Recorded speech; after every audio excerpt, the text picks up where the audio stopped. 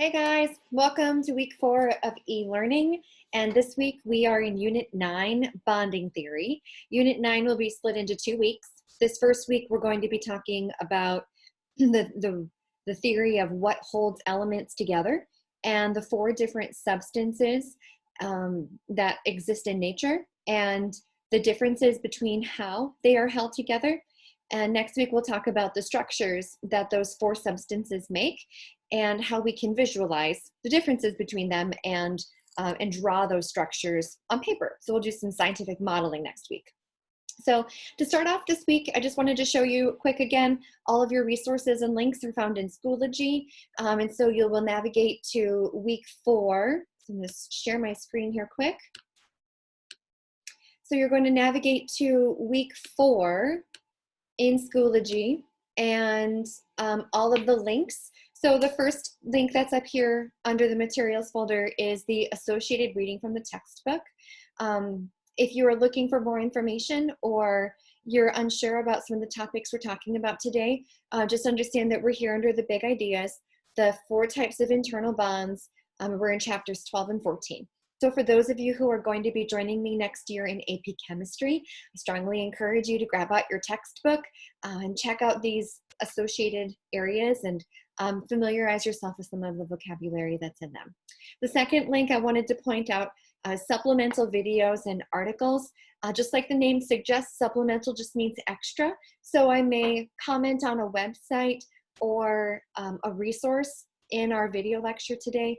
And if you want to check out more, then you can see the supplemental videos and articles with those links. Okay, so last week, we spent time looking at the marriage between theoretical and experimental science. And it was the place where experimental science said, we did an experiment and we saw this, and theoretical science said, the math says blank, and the marriage between them with modern atomic theory. This week, we're doing a similar thing in this case, it is, I have an unknown substance, A, and it has these lab properties, B. What is it? What is it made up of?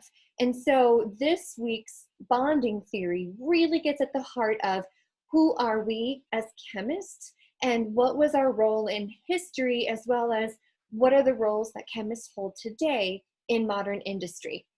So our learning objectives are, we're going to be talking about what holds elements in a compound together. We're also going to be talking about the types of attraction or bonds that form between elements. And if we know this, if we know what elements are present or what type of bond is holding something together, we should be able to predict properties of a compound. Like, what will it be like at room temperature? And conversely, if we know what it's like at room temperature, we should be able to make predictions about what it's made of. And so bonding theory is that marriage between lab observations and theory mixed together. So we're going to be in our notebooks, we're going to be taking some notes. So I have my notebook, I have pens and highlighters and a ruler if you wanted to, because we're going to be making some tables to record some ideas. All right, we're trying to, and remember again that our goal as scientists is that we're constantly improving the models, our mental models of nature. And so the mental model that we're constantly asking, what do I think now, is the question about why do compounds form? We should be able to answer things like, why don't all elements just exist as pure elements in nature? Why are some elements diatomic? Why are the noble gases non-reactive and they don't? And these questions, why doesn't this form, or why do we always find something in this location? These questions have been asked for thousands of years.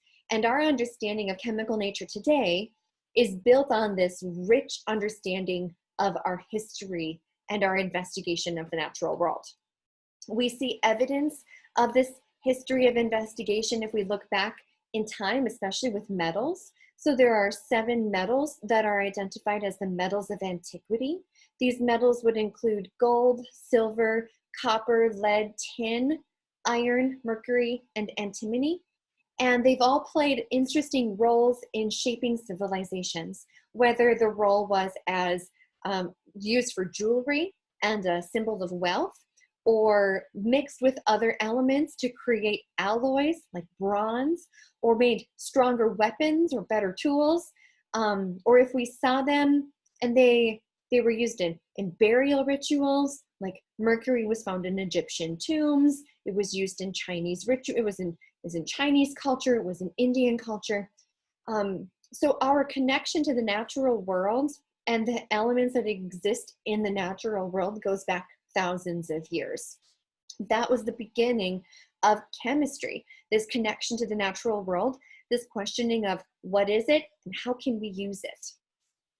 So there are 118 known elements that exist in nature. Of those 118 elements, 92 exist in, 118 known elements, 92 exist in nature. Of those 92, only 19 occur as just elements alone. So these 19 elements are many times found in minerals. So a mineral is either an element like gold, silver, or a compound, and it has a set internal pattern, and it's found in deposits, right? So again, chemists would have had this history of isolating, identifying, and finding uses for naturally occurring substances. So physical properties, chemical behavior, right? And not only have we identified substances and used them for their chemical properties, some of the most uncommon substances that we would think of today have played huge roles in history. So the most unassuming substance that sits on the back of my stove, sodium chloride, also has paved the way for human civilization. It established trade routes through sub-Saharan Africa. So here in northern Africa, salt is plentiful, but in in not southern Africa, you with me, this region of Africa, salt is not plentiful, but gold is. And so people in this area, this region of the world, knew how to find gold. Every time it rained, they knew they could go to the river and find these flecks of gold, but they didn't have salt, and you need salt to preserve your food. And so there were actual trade routes established, and salt was used as a form of currency. So the gold, and if you want to know more about the gold and salt trade routes, there's a link to a Smithsonian Education article that you can find out more about how salt played a role in trade in West Africa, right? But again, the whole purpose, the whole idea is that physical properties determine uses for substances. So properties of substances, we can use those to solve problems, we can create new products, or if we know the properties of a substance, we can identify an unknown. So there are 3 types of elements on the periodic table. We classify them based off of their character. Last week we talked about character, metallic character, non-metallic character. So elements to the left of the stair-step line, these are exhibited as metals or have metallic character. Metallic character would include solid at room temperature, conductive, they may have a metallic luster, so they're shiny. They will be malleable, malleable meaning flattened into sheets, or ductile meaning ability to be pulled into wire. And we have those elements also chemically. We would say metals and metallic character would be a willingness to donate electrons to have a noble gas configuration. So lithium has 1 electron in its outside shell. It wants to be stable like a noble gas, So it will donate its one extra electron to look like helium. And calcium in the second column has 2 electrons in its outside shell, its valence shell. And so it will donate its 2 electrons so that it has a noble gas configuration of argon. So another property of a metal would be its willingness to donate electrons to achieve the electron configuration of a noble gas. On the right side of the stair-step line, we have our nonmetals. Our nonmetals, non-metallic character would include many are liquids and gases at room temperature, and it would also mean that they accept electrons. They are electron acceptors. So oxygen has 6 valence electrons in its outside shell. Right? 1, 2, 3, 4, 5, 6. Oxygen has 6. It wants to look like a noble gas. It wants 2 more. So neon, it wants to look like neon. So it needs 2 more electrons to look like neon. So oxygen will accept or steal 2 electrons to have a noble gas configuration. So there. And then the third type of element is a metalloid. And metalloids exhibit both metallic character, maybe they're shiny, and non-metallic character. Maybe they are more prone to accepting electrons than donating electrons. Right, so 3 types of elements: metals, nonmetals, metalloids. Each element exhibits degrees of character. Some are very metallic, very shiny, very conductive. Others are not very metallic or do not exhibit very much metallic character. Okay, if we look at those 3 element types, we come up with 4 ways that they could combine. We could combine them and we could get a metal and a metal bonded together, or it could be a metal and a metalloid. If we have a metal and a metal bonded together, we would call this a metallic substance. We could have a metal and a non-metal bonded together. When a metal and a non-metal bond together, we call that an ionic substance, like sodium and chlorine, sodium chloride, ionic. We could have a non-metal and a non-metal bond together, or it could be a non-metal and a metalloid, and those are called molecules or molecular substances. Or we could have 2 metalloids, like silicon and silicon, bonded together, and then we would term it a macromolecular substance. Okay, so 3 element types: metal, non-metal, metalloid, and they can combine in 4 ways to make our 4 types of compounds. So as chemists, it's our job to be able to look at data, identify what type of data we would want to know about a substance, and classify it as one of these 4 substance types. So a property of a substance, how it behaves at the macroscopic scale, is determined by what's holding it together, its bond type. And so really we have to kind of think about what it means for something to have a bond. So first off, a bond is a word that we created. Like, there are no sticks holding atoms together in nature, right? There's no like glue sticking things together. It's the electrons around this substance and the protons of this nucleus going closer, closer, closer, and forming this attraction, this force holding them together.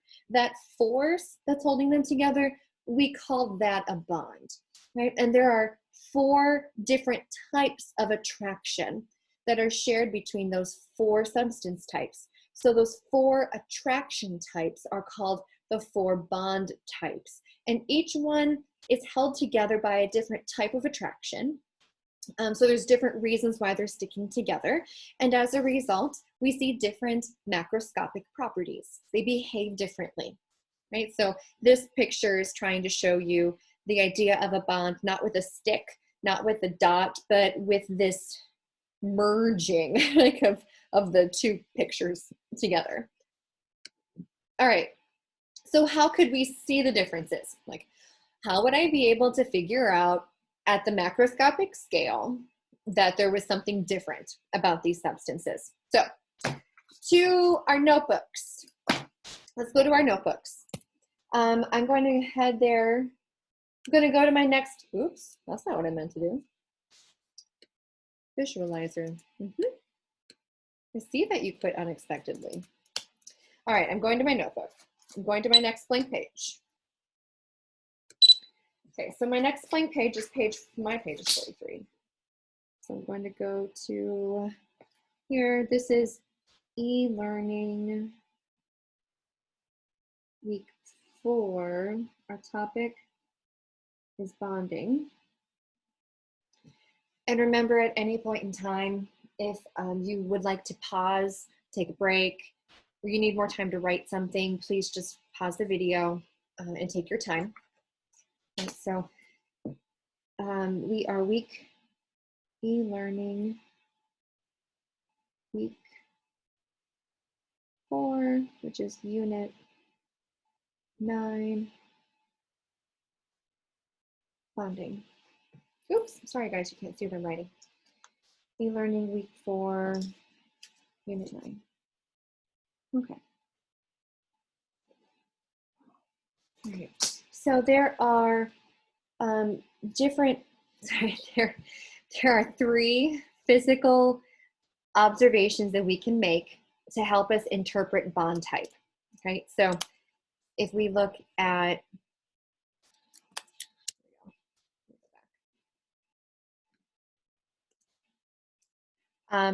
so there's melting point. So there's 3. Okay, there's 3. So we're gonna go. This is what I'm gonna do. I'm just gonna separate this T-chart.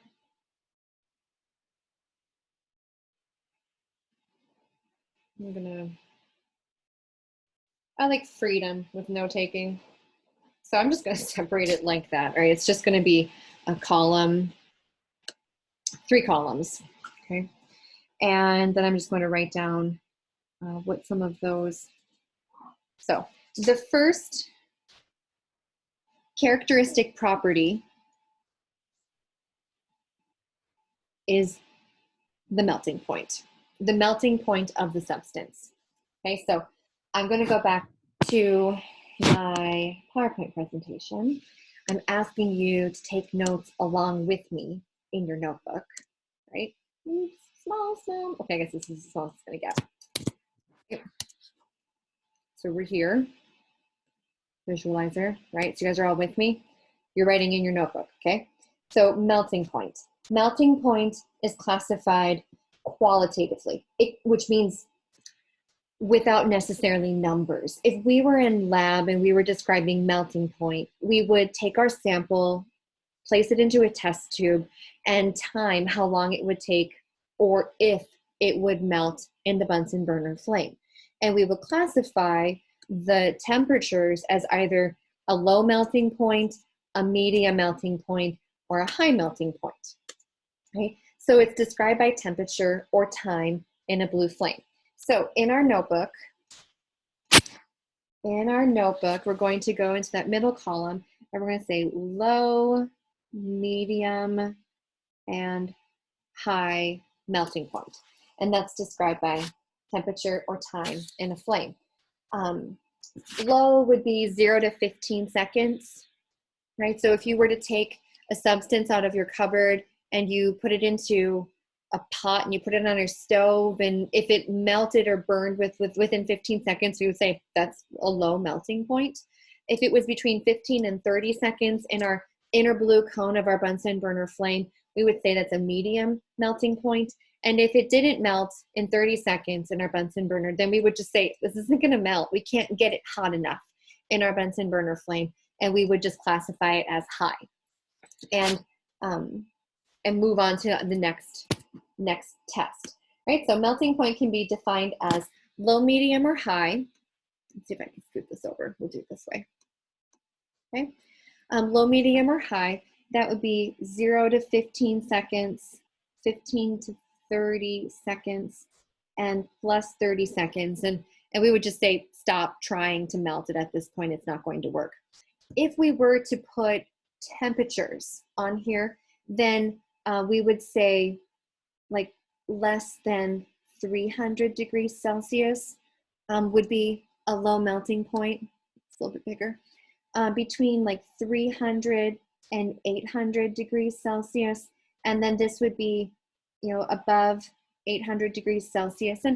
And you're probably going to find some fluctuation in those numbers depending on which resource you look at as to what would classify as the cut point for those, right? So this is the first test that you can do. You have an unknown substance. What is it? I don't know. What does it do when we place it into a flame? What is its melting temperature, its melting point? Okay. So then the next one is, how does it behave when we place it into a solvent, into a liquid? So the next test is solubility. Right, so I'm going to make a line on my notebook, and I'm going to write solubility. Solubility is where we're placing our unknown sample into a solvent. So solute, you add to solution. Solvent, verb, the thing doing the dissolving. And there's two families of solvents that we would test it with, polar and non-polar. So polar solvents would include liquids like water or rubbing alcohol. Those would be polar solvents. Non-polar solvents would be things like paint thinner, lacquer thinner, acetone, fingernail polish remover. Those would all qualify as non-polar solvents. And the only question we want to know is, does the substance dissolve? Right, so like dissolves like. So solubility, we're just going to write down like dissolves like. And that there are two types, polar and non-polar. We'll talk more about them next week. So here I have three substances, and we see varying behaviors when placed in a solvent, where one dissolved and others have degrees of milkiness. The third test that we can do to investigate the structure of a substance is to test its conductivity. Does it conduct? Okay, so that's my third test, conductivity. And conductivity, we're really asking two questions. We're asking, will the substance conduct? Okay, I lied. We're asking a couple of questions. The first one is, will it conduct as a solid? Okay, so conductivity, we ask, does it conduct as a solid? This will help us understand its structure. Does it conduct if it's a liquid or molten? Or will it conduct if a solution is created from the substance? And by asking that, by checking conductivity as a solid, conductivity as a molten or liquid, or conductivity as a solution, we are able to infer what are the electrons doing, because conductivity is moving electrons, right? So conductivity is moving electrons. And moving electrons means that we have one of two things. We either have a pathway electrons can flow through, right? So there's either an inviting pathway for electrons to move, or there is a carrier, an ion, that will carry the electrons. So we call those inviting pathways. Electrons can move throughout this structure, or there's a pathway, an ion that will carry the electrons like a bus, right? So we have a pathway for the electrons, or we have a carrier.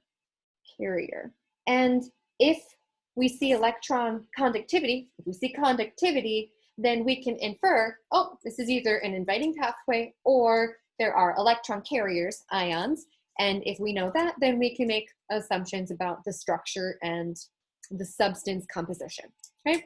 So these are our three lab tests. They tell us macroscopic behavior, so melting point, solubility, conductivity. This macroscopic behavior, this lab behavior, helps us infer what the substance is made up of.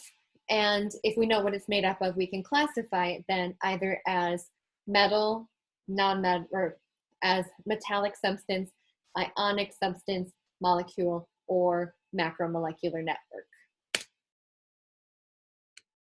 All right. So this next section, so in my notes, here are my notes so far, right? So we have melting point, solubility, conductivity. And we ask those questions: low, medium, high, solubility, does it dissolve, like dissolves like, and conductivity, which is telling us about electrons, either moving electrons or there's a pathway. Okay, I'm gonna make a line. So now we're going to go through, this is kind of like part 2 of our talk today, and it's notes. And I need you to take these notes so that you have them for reference. So later, when I want you to tell me, when I want you to classify something, you can compare to them. So we're going to go through the 4 substance types. And we're going to ask, what holds the substance together?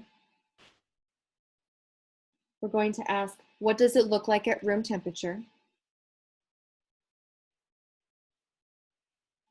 What does it look like at room temperature, like solid, liquid, gas?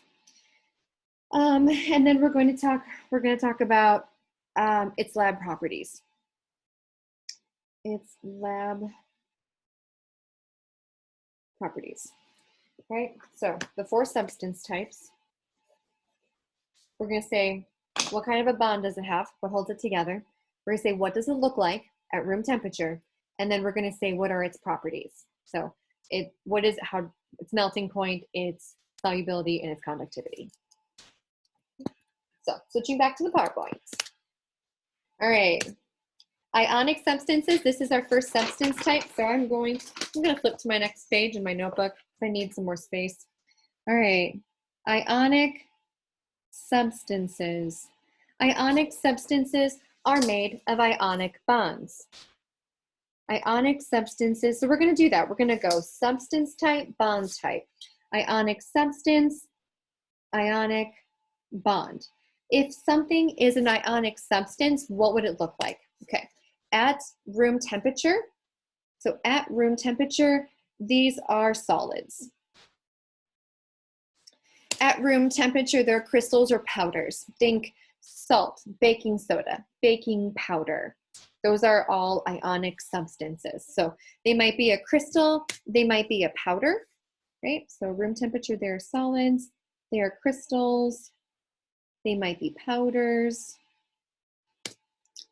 and they are made up of ions. So an ionic substance is made up of ions. It's made up of metal, non-metal. Boom, here's a metal, I have an additional electron, I'm trying to get rid of it. Here's a non-metal, it wants an electron, they bump into each other, electron gets exchanged, I'm charged, negative, I'm charged, I'm positive, and they go click, right? So ions, they're made up of ions or charged atoms. And what holds them together, what's the bond, is click, they're little magnets. They stick together because of electrostatic charge. So ionic substances are made up of ionic bonds. They're solids at room temperature, they're crystals and they're powders. They might be colored, they might be white, blue, green, purple, red, orange, yellow, black, lots of colors. They're made up of ions or charged atoms. I'm positive, I'm negative, click. And their structure, like what do they look like? If we could zoom in and look at them, we say that we describe their structure as an extended lattice structure. So here are some examples. I have calcium chloride pellets, I have sodium bromide powder, I have magnesium chloride crystals, and here is a model of that structure. So this is called an extended lattice structure. And it goes ion, ion, ion, ion, ion, ion, ion, ion, and they're all just click, click, click, click, click, like a bunch of tiny little magnets. So ionic substance is made up of ionic bonds. Ionic bonds form solids at room temperatures, crystals and powders, and they are made up of charged atoms. If I said what holds an ionic substance together, you would say ionic substances are held together by ions, and ions go click like little magnets. So they're held together by electrostatic charge. And they form, they just keep growing until they run out of ions to go click, click, click, click, click together. So the crystal could be tiny, like a grain of salt, or it could be gigantic, like giant crystals found in caves. Example right here, calcium sulfate. These are crystals found in the Cave of Crystals, which is located in Mexico. These crystals were formed Under unique circumstances, it was a high water table in extreme heat, and they formed over hundreds of thousands of years and discovered by miners. Actually, my daughter's fifth grade class just read about them the other day in her reading book. And so scientists go in wearing special equipment because it's super, super hot. It's like 130 degrees inside of the cave, 130 degrees Fahrenheit. So a hot tub is like 104 degrees Fahrenheit, so extremely hot. And so they go in wearing very, very specific heat gear to protect themselves, and they study the crystal formation. Okay, so substance number 1, ionic substances. All right, here you go. Their lab properties. All right, so ionic substance, ionic bond, and in my notes, ionic substance, ionic bond, I'm just going to draw, I'm going to draw like this. I'm going to go melting point, solubility, and conductivity. Melting point, solubility, conductivity. Okay, and then I'm going to fill in the information underneath them. Okay, melting point, solubility, conductivity. Okay, here you go. Melting point for ionic substances is medium high, usually between 300 and 1000 degrees Celsius. So sometimes these substances will melt in our lab setting at the high school. In a solid state, all of those ions, right, positive, positive, negative, what click, all of those ions are stuck, vibrating. So ions are charged particles, and electricity is moving charged particles. But conductivity in a solid, they do not conduct because all of the ions are set in a crystal structure. But when we dissolve those ions into water, then we are bumping and sliding, and the ions can flow. And so we get conductivity in solutions, and if it's molten, it's melted. So the conductivity for an ionic substance is no, it does not conduct in a solid because all of the ions are fixed, but it will conduct in a solution or melted.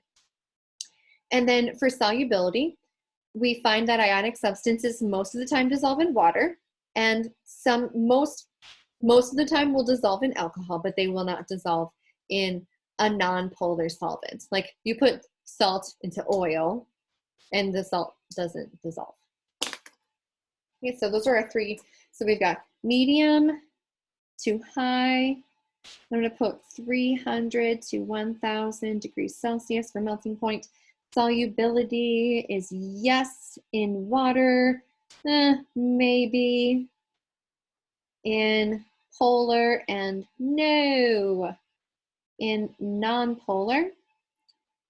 And conductivity is no in solid and yes in liquid, molten, or solution. Okay. Up next, metallic substances. So substance type number 2. There's 4. We're halfway through, guys. Hang with me. All right. Metallic substances are made of metallic bonds.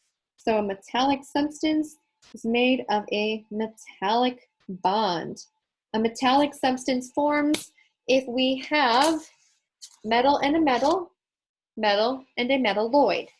So an example, metal and metal, example like copper and copper, or copper and tin, or copper and gold.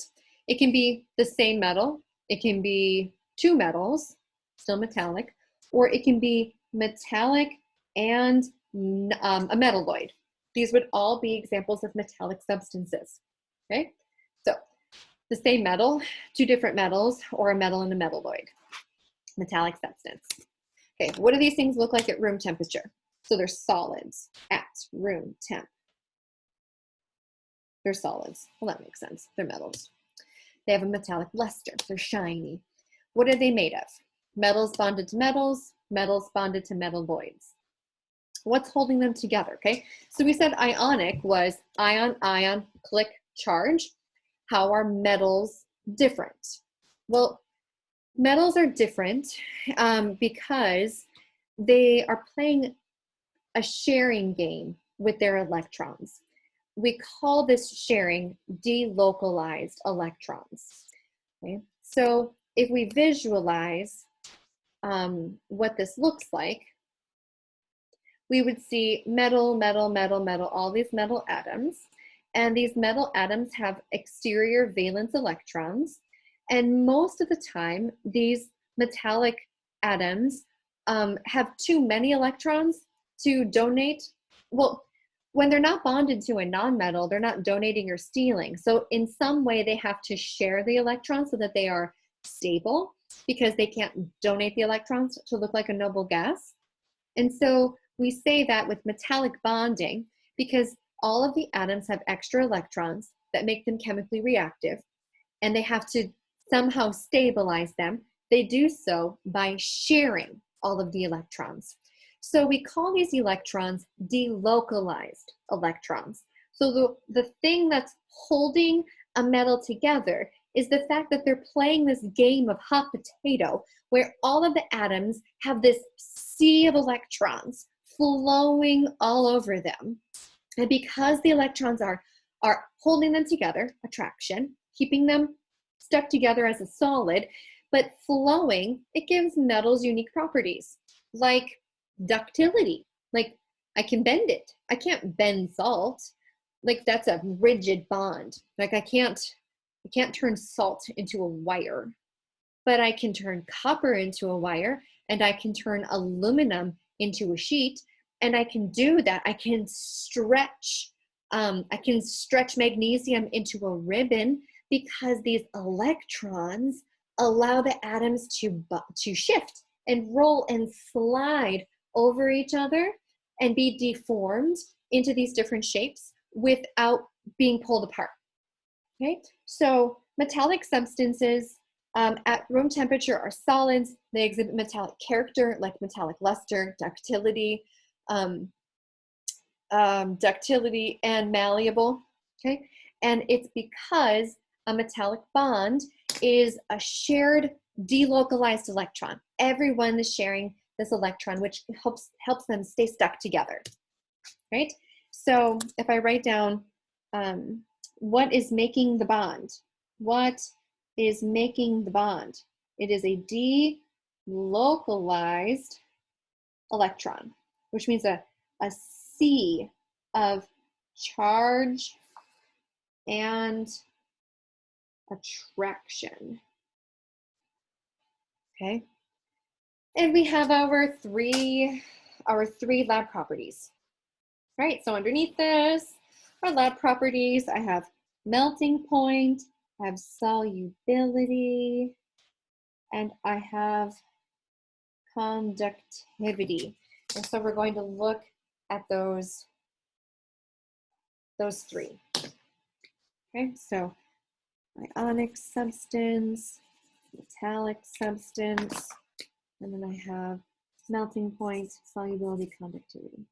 Melting point, solubility, conductivity. Okay, let's check this out, guys. Melting point for a metal, high. Not really surprising, very high, right? I mean, think about that.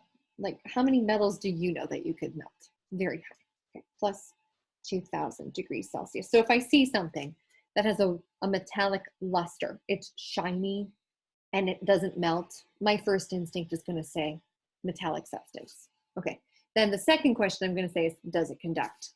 Okay, so conductivity. As a solid, does it conduct? Yes. Okay, if it's metallic luster, it's a solid at room temperature. I tried melting it, it doesn't melt, and it conducts. It's a metallic substance. Okay, so yes, if it molten, if I'm somehow able to melt it, it's still going to conduct. And it's not soluble. If I stick it in water, it doesn't dissolve. If I stick it in alcohol, it doesn't dissolve. If I stick it in acetone, fingernail polish remover, it's not going to dissolve. Okay, so solubility. I'm just going to put none. All right, so those are my three lab properties. I see a metallic substance. I try, well, okay, if I see a metallic substance, I'm just going to check if it conducts, right? I'm going to say, I'm not going to stick it in solution because it's metallic looking. I'm gonna be like, it's probably not going to dissolve. Don't waste my time. I'm going to stick it in. I'm going to do a conductivity test. And if it conducts, I'm be like, done, metal, metallic substance. And then I would know more, be room temperature and all of those other properties. Okay, here we go. Network. All right. You guys are doing awesome. All right, so network substance. If I have a network substance, I have a network bond. So in my notebook, network substance is made of a network bond. Okay, network substance is formed by a network bond. Okay, they're also called macromolecular. So if you hear macromolecular, it's the same thing as network, different author. Okay. What do these things look like? Okay, so network substances are solids at room temperature. Okay, here we go. Networks, they're solids at room temperature. Ah, this is why we cared. They look like they're metals. They're made of metalloids. Metalloids. So this is like silicon and germanium. These things look like they're metals, but yet they're not metals. They're different. And so they're solids at room temperature. They have a metallic luster at room temp. They have a metallic luster, and yet they're not metals. They're metalloids. And what holds them together is different. In this case, they are in the no man's land. I have more than 3 valence electrons, and it's not energetically favorable to donate them like you were a metal, and too many needed to fill an electron shell to become a noble gas, and so they share their electrons, right? So we have connections, chains of overlapping shared orbitals, which gives us an amazingly strong structure, right? So a metalloid bonded to a metalloid forms a network substance, and some of these network substances are some of the strongest substances on the surface of the earth. And so here's an example. Carbon bonded to carbon. Carbon, carbon, carbon, carbon, carbon forms a whole bunch of different structures, from graphite to graphene to carbon nanostructures, or diamonds. And the difference is the amount of pressure applied to the carbon atoms when the molecules are in the liquid state, and when they're forming, it gives us these different 3-dimensional structures, giving us a different behavior. I think this might be a video link. This is, wonder if this is the Dude Perfect video. Okay, so it might be Dude Perfect. My son is a huge Dude Perfect fan, you know, because he's in 6th grade, and they did this episode. What's up, guys? Ty here from Dude Perfect, and today we've got a break. Yeah, and the whole episode was about diamonds, and they had a bet going on whether or not you could crush a diamond with a hammer, right? So diamonds are macromolecular structures, so we're just gonna go all the way. And they did this little, here we go, too far. They did this little thing where they all said, can you crush a diamond with a hammer? Gentlemen, I would like to introduce you to our good friend, Alan, the diamond expert. The diamond I brought is 1.22 carats. Wow! Can we take a look at her? Yes, absolutely. Oh, wow! Wow, that is sparkly. That is like, that seems pretty clear to me. That is a good-looking diamond right there. The diamond has been certified by the Gemological Institute of America. That sounds important. And it is authentic. Have decided to rename our team Team Necklace. Okay. Because we're putting this thing on a chain. Let's get Ty. Shatter it. Smash it. God, no need for build-up. Smash the diamond. I thought it felt wrong when we rage monster something. This is way wrong. This is next level. Hey, real quick, comment below before I absolutely obliterate it. Comment below Team Shatter Train or Team whatever the heck they are. Come on, baby. Team Necklace. Comment below. Let us know. 3, 2, 1.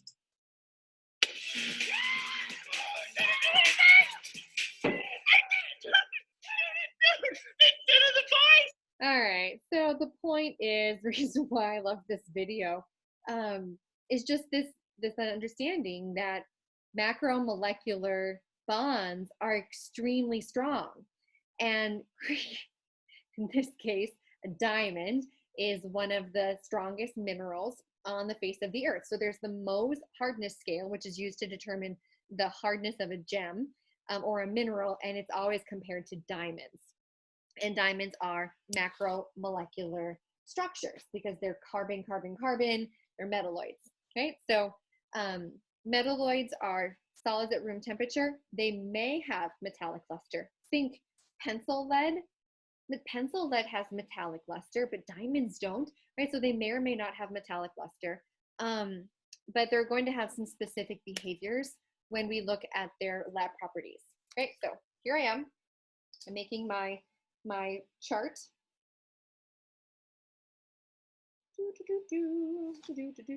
Melting point, solubility, conduct, question mark.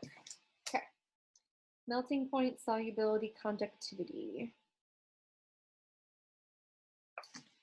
Okay. Melting point, solubility, conductivity. Okay. And back to the lecture. So, melting point, the highest. It's where we make diamond-tipped saw blades, right? So we have very high melting points. They are solids. They do not conduct. They're electric. What do we need in order to be able to conduct? Inviting pathways, so delocalized electrons, or buses, ions. We don't have ions, and all of the electrons are locked in place, in chains, in crystal structures. So no conductivity, and we're not dissolving. So if you have a metal, and the metal is solid at room temperature, it has luster, shine, and it doesn't conduct, you have a network substance. So melting point, high, highest. Solubility, nope. And conductivity, nada, doesn't. Does not conduct as a solid, does not conduct as a molten, and does not conduct, it doesn't dissolve. So there you go. All right, guys, last one. So ionic substance, made of ionic bonds. Metallic substance, made of metallic bonds. Network substance, made of network bonds. The last one, molecular substance, made of covalent bonds. All right, covalent bonds. This is the last one. You guys are doing fabulous. Hang with me. Okay, what do they look like? Molecular substances can be gases, like carbon dioxide, liquids, like water, or solids, like sugar at room temperature. They are made up of nonmetals bonded to nonmetals or carbon bonded to hydrogen. And what holds them together are shared electrons. So I needed 2 electrons, you had 1, I grabbed 2 of you, and I form a compound. And their structure makes them different because their structure is discrete, set size. Okay, so in our notebook, we have molecular substance. Molecular substance made of nonmetal and nonmetal at room temperature. It can be a solid, example, sugar. It can be a liquid, example, water. It can be a gas, example, carbon dioxide. Made of nonmetals, and carbon hydrogen bonds. And then what holds them together? Shared electrons. Covalent, co, together, valent, outside shell. Outside shell electrons being shared, covalent bonds. And what is their structure? Set sizes. No extended structures. Like, when does the diamond end? When we ran out of carbon. Like, that's it. Extended structure. When does the silver deposit end? When we ran out of silver atoms. It just keeps growing. When does the salt crystal end? When we ran, those are all extended structures, but molecules have set sizes. Water, ammonia, methane, they all have specific formulas formed from a specific ratio of elements. Okay. You guys are doing awesome. We are almost done. All right, so these are the properties. Molecular substance made up of covalent bonds. Now the question is, what are their lab properties? Okay, so here's a visualization. So here we have one hydrogen with one electron, and if we have hydrogen H2, then those electrons are being shared, right? So hydrogen wants 2 electrons. It has 2 electrons when it shares them with another hydrogen atom.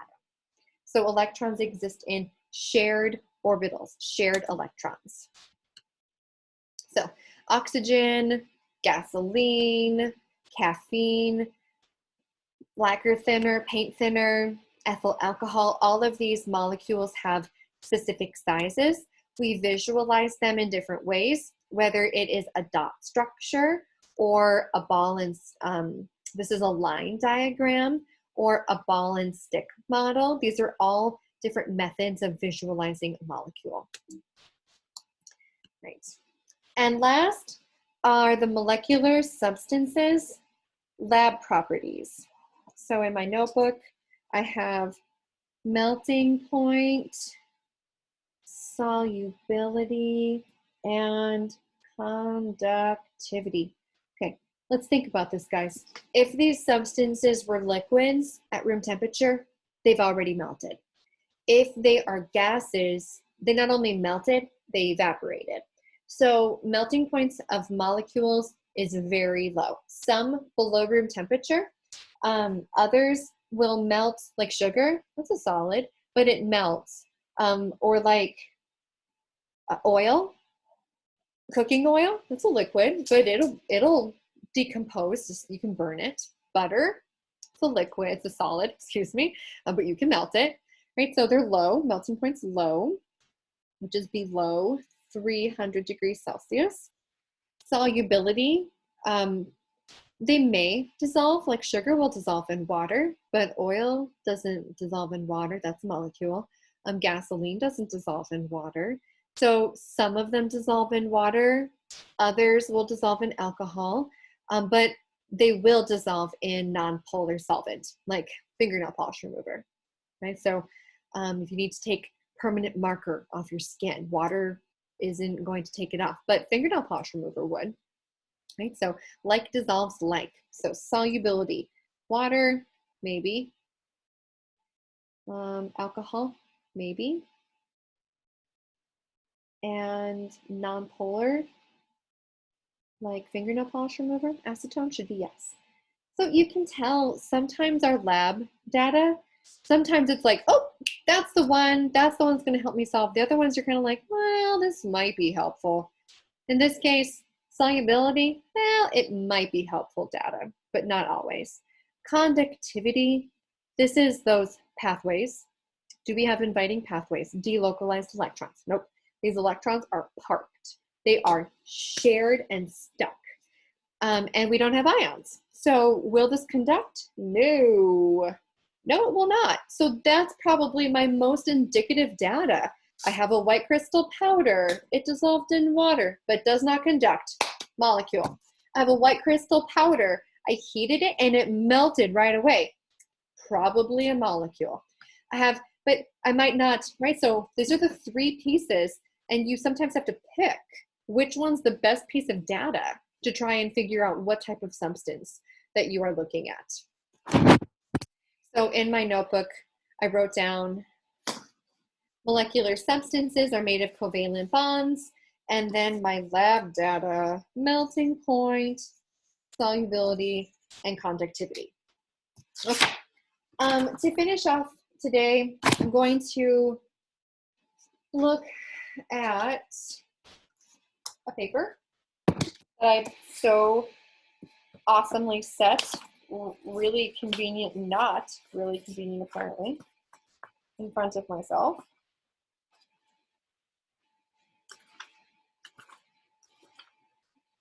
Just a second. I'm going to take one more moment and see if I can put my hands on it. All right. I guess we'll just do an example problem then. So you should be able to identify which test would be most helpful in distinguishing the difference between these. So if we look, I'm going to pull this down and make this big. Okay. If we look at this first one, if I asked you, how would you distinguish between a metallic substance and a network substance? The metallic substance, solid at room temperature. A network substance, solid at room temperature.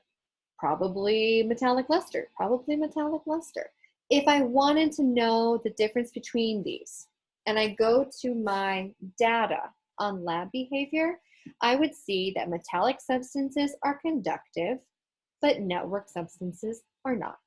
I would just test conductivity, and that would give me the data I needed to be able to determine the difference. If I wanted to know the difference between ionic and covalent, ionic, solid at room temperature, covalent, well, maybe solid. Probably a white crystal, could be a white crystal. If I have two white crystals, solid at room temperature, and I wanted to know the difference between them, then I would look at my lab data and say, what's the big difference between an ionic substance and a molecule? And I would see that ionic substances conduct in solutions and molecules have no conductivity. So I would test if it dissolves in water. If it does, then I'd be like, oh, okay, we'll see, because this one might, right? So if they both dissolve, I would check conductivity. And if it doesn't conduct, boom, it's a molecule. If it does conduct, it's ionic. So you should be able to look at these and say, what's the distinguishing characteristic that would help me pick between them, right? Or if I give you lab data, like if we look at substance A. Substance A was investigated in lab. They found that it had a melting point of 800 degrees. Okay. Well, what would that be classified as? 800 degrees. 800 degrees we said was medium. Oh, okay, medium. Soluble. Okay, so it dissolved. And so I have something that has a medium melting point. It dissolved in water, and it's conductive. What type of bond was present?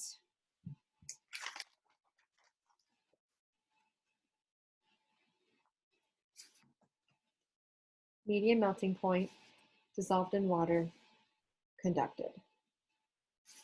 Ionic substance.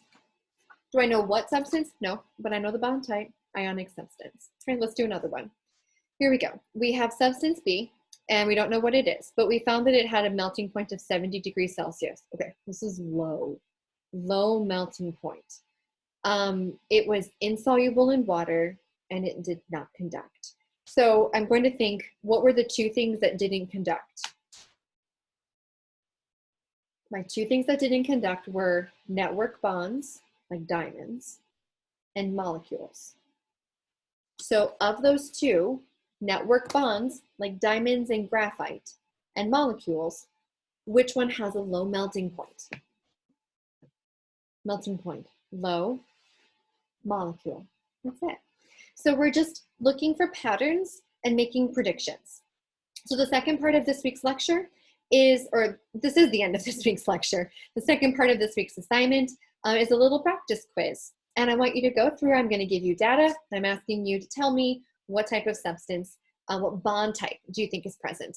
So thanks guys for joining me this week, for having this conversation about lab properties and better understanding the substances and that made them up, and recognizing that that influences chemical behavior. So I'll see you again next week when we talk more about modeling and visualizing what these things look like in 3 dimensions. So have a great week, enjoy the beautiful weather, and I will see you soon.